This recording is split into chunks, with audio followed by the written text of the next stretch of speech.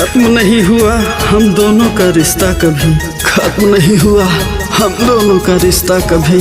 बस वो अलग बात है कि उसने कहीं और दिल लगा लिया।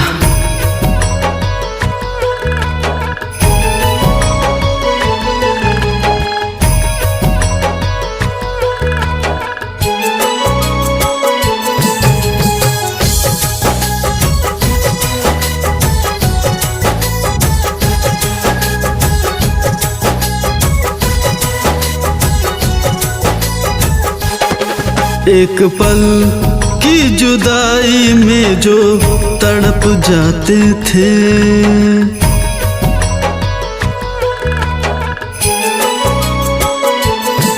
एक पल की जुदाई में जो तड़प जाते थे, आज बिछड़ कर वो कैसे जिए जा रहे हैं। मेरे आते थे आंसू तो पोंछते थे वो, आज आंसू भी खुद ही पिए जा रहे हैं।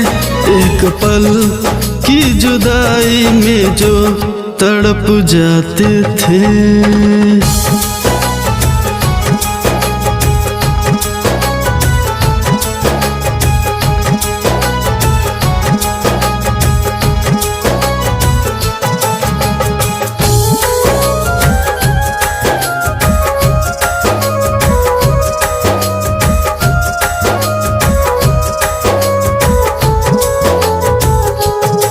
ये बताते हुए मेरे कांपते हैं लब, उन्हें फिक्र ही नहीं ना है मेरी तलब।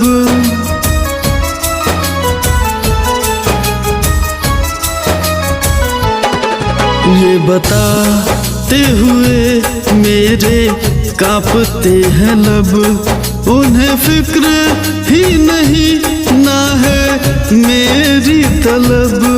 जिन्हें देखने को आंखें तरस जाते थे, यही बात मुझे दर्द दिए जा रही है। एक पल की जुदाई में जो तड़प जाते थे।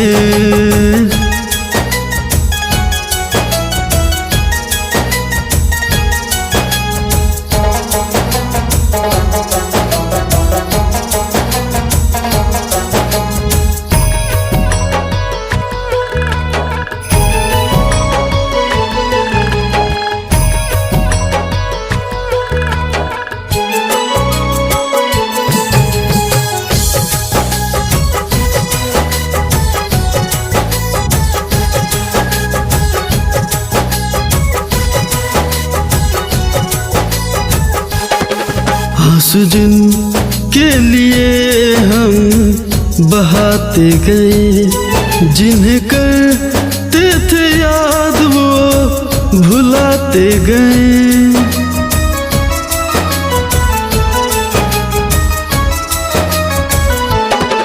आंसू जिनके लिए हम बहाते गए, जिन्हें करते थे याद वो भुलाते गए।